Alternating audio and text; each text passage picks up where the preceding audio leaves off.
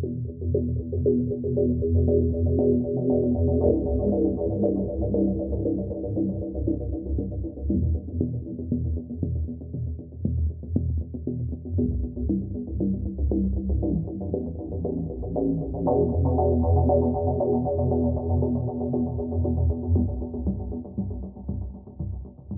8:30च्या दरम्यान bank colony परिसरामध्ये फायरिंगची घटना घडली। त्यामध्ये एक व्यक्ती मयत झाल्याचा आणि एक व्यक्ती जखमी झाल्याची आम्हाला माहिती मिळाली। त्यावर पोलीस तात्काळ घटनास्थळी पोहोचले।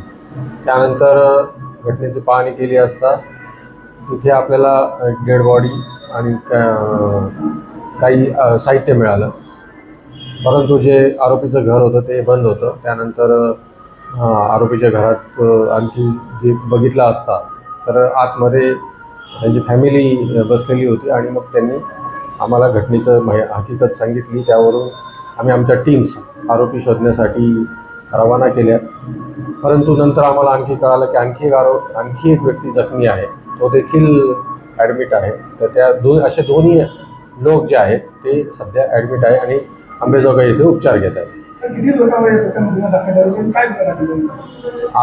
आम्ही 302, 307 आणि भारतीय हत्यार कायद्याप्रमाणे गुन्हा दाखल केलेला आहे 5 आरोपींविरुद्ध आणि त्या इन्क्लुडिंग जखमी जो आहे त्याच्यावर देखील गुन्हा दाखल केलेला आहे। बाकी 4 आरोपींचा आमचा शोध चालू आहे। जे अजून एक आरोपी अनकॉन्शियस आहे आणि एक जखमी अनकॉन्शियस आहे आणि एका जखमीची आम्ही फिर्याद घेतलेली आहे। त्याप्रमाणे 302 दाखल केले। नागरिकांना एवढंच आवाहन आहे की यांचे काही पैशावरून वाद असल्याचं प्राथमिक तपासातून दिसून येतं आहे आणि तो तपास आम्ही पूर्ण करतो आहोत। प्रोफेशनल पद्धतीने आम्ही तो तपास करणार आहोत आणि याच्यामध्ये सखोल तपास करून याच्यात जे फाइंड आउट्स आहेत ते काढण्यात येईल।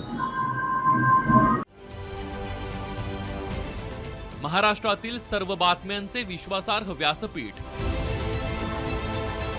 सकाळच्या सर्व सोशल मीडिया प्लॅटफॉर्मला लाईक, फॉलो आणि सबस्क्राईब करा। तसंच सर्व नोटिफिकेशनसाठी बेल आयकॉन प्रेस करायला विसरू नका।